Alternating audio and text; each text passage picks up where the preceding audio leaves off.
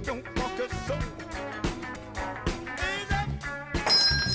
One hot coffee, please, and make it snappy, old man. Thank you, Spider-Man.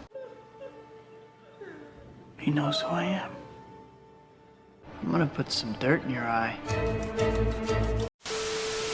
Oh, we got some exciting news for Spider-Man fans, because we just got details here that Tom Holland's Spider-Man is looking to be the lead character in Avengers Kang Dynasty. You would think this would be pretty fantastic news all around and stuff that makes sense, but there are arguments on both sides whether this is a good idea or a bad idea. So what I'm going to do here for you guys is breaking down all the details involved with this report, telling you my speculation and theory for why I think Marvel is going down this route with Spider-Man, but I'm definitely going to want to hear from you guys down below. You picturing the next Avengers movie? You got a better idea of it after watching Ant-Man the Wasp Quantumania. Are you looking forward to Kang the Conqueror taking on the Avengers, and all mainly it looking through the POV of Tom Holland's Spider-Man? Would love to know your thoughts down below. Now, I quickly want to address a little elephant in the room here.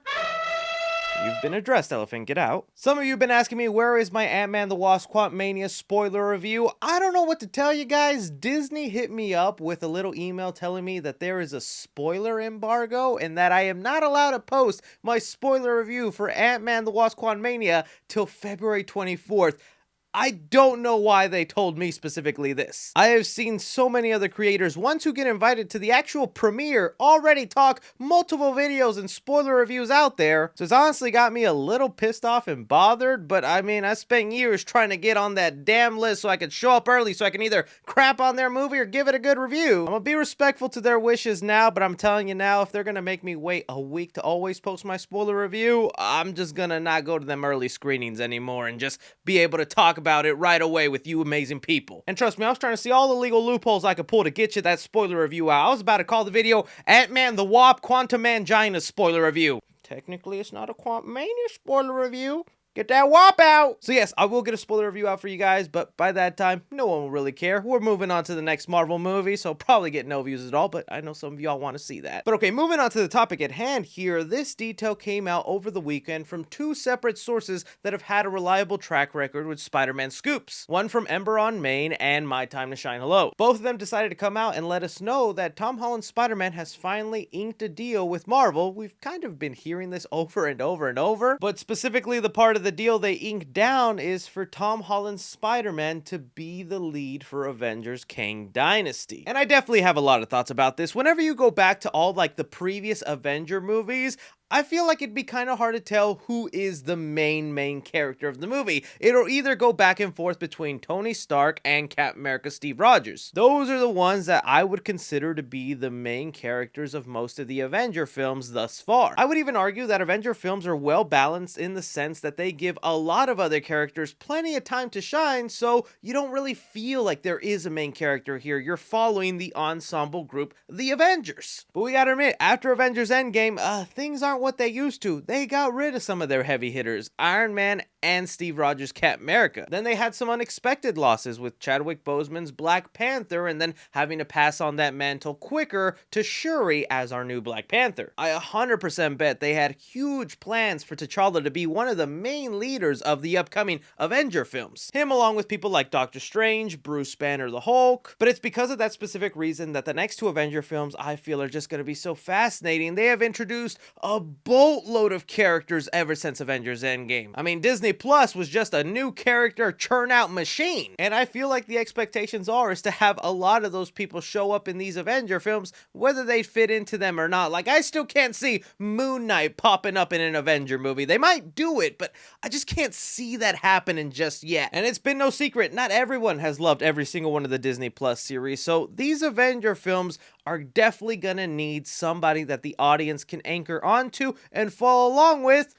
And I think Spider-Man is the perfect character to do that. I would have really thought that they were just going to make Sam Wilson Captain America kind of the new lead as the new leader of the Avengers, rounding up his own group of characters, and then having the movie kind of almost follow his perspective. But even Sam Wilson's Captain America is a version of the character a lot of people aren't on board with. We still get the comments saying that, well, he's not even a super soldier, he's just a regular guy. How can he lead a team? Yada, yada, yada. Valid points that make me very interested to check out Captain America New World Order and see how exactly they give Sam Wilson the spotlight. But as you go through these casted characters, you really come down to Spider-Man being the perfect one. He's one of the most beloved MCU characters right now. I mean, his multiverse movie made close to $2 billion during a pandemic. Also, if we're gonna follow the ongoing rumors that plans for Tobey Maguire and Andrew Garfield are set for them to show up in Secret Wars, yeah, that would be even better to have Tom Holland as the lead and then reintroduce those characters. There's also other things we've been hearing Tom Holland's Spider-Man is gonna be receiving in the next two Avenger movies, and that's his black symbiote suit that he also received for the first time in the Secret Wars comic. It also makes me wonder, how is Spider-Man gonna be played out in the Avengers Dynasty here? Because I don't think we're gonna see him interact with a lot of these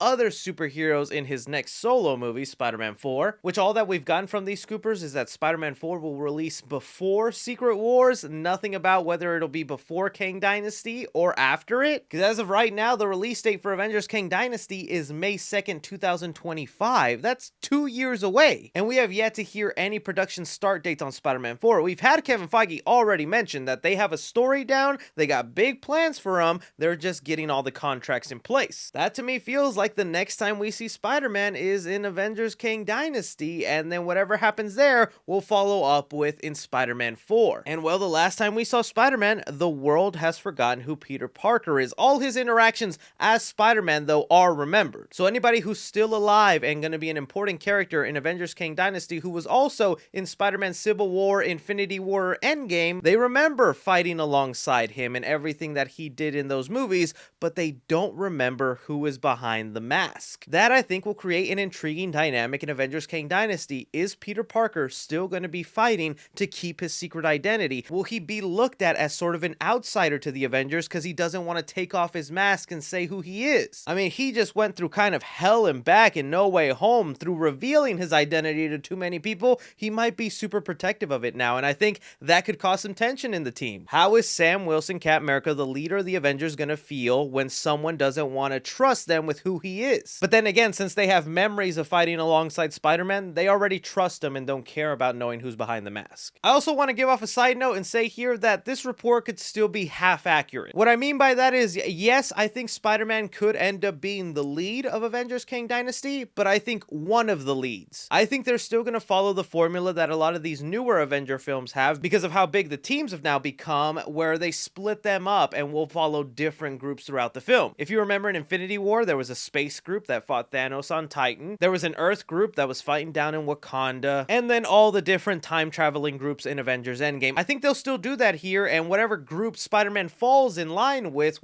whatever heroes he's paired up with, we'll just see it mainly from his point of view, and then there'll be two other groups with other lead characters, one of them probably being Sam Wilson, Captain America, and I would think another one would be Doctor Strange as a lead. Those are kind of like the three team captains I'm kind of seeing in the groups that they will be divided in. I could be wrong though. The other interesting part about this is, since Spider-Man has kind of been one of the only characters to really flesh out his variants other than Loki and his TV series, I want them to also kind of explain or touch upon why Kang variants all look exactly like Jonathan Majors, or most of them, not talking about that scroll guy yelling at the end of the last movie, and then how Spider-Man variants can either look the same or completely different from one another. Could we also see Kang taunting Spider-Man with giving him a better life or a better reality? That's kind of something that they touched upon in the teasers for Ant-Man the Wasp Quantumania. You did it, Disney, not me. Where in the trailers, they were playing up this fact that Kang was going to be able to give Scott a second chance with his daughter, give him back the time he lost. Then you actually watch the movie and you see a lot of those lines are taken out of context, and Kang was actually talking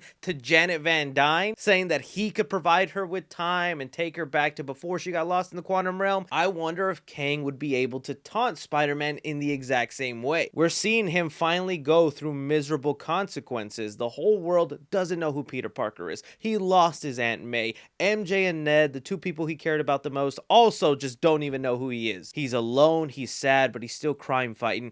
Can you imagine Kang then coming to him and saying, I can put you in a universe. Uncle Ben's alive. Aunt May's alive. Your friends remember you. You're dating MJ. I can fix all of that for you and give it right back to you. You would think regular good old Spider-Man would immediately say, no thank you, don't want that, F off, King. But we don't know what black suit Tom Holland Spider-Man would do. To quote my boy Bully Maguire, I know what it feels like. It feels good. The power, everything. but you'll lose yourself. That would be an interesting dynamic to play off there. Avengers Kang Dynasty, we have Tom Holland as kind of the good boy, the innocent one, trying to fight the good fight. Black suit comes into play. We get into Secret Wars. Boy is ruthless. Boy is selfish. Boy is being consumed by that anger of the suit and is almost tipping to the other side. Kevin Feige's putting a lot of faith in having Tom Holland's Spider-Man here, and it also makes me wonder, what is Marvel trading to be able to also do this? Because we know Sony ain't stopping with their crazy cinematic universe, and if them recent Venom 3 rumors are true, I don't want it. Because to remind you, the current rumor about Venom 3 is that the movie's going to revolve around Tom Hardy looking for his Spider-Man in his universe, but the boy is going to be like 7 years old, and he's going to want to mentor him and form this relationship where he realizes, I can't kill this guy, he's such a sweet kid. Just give me Morbius too.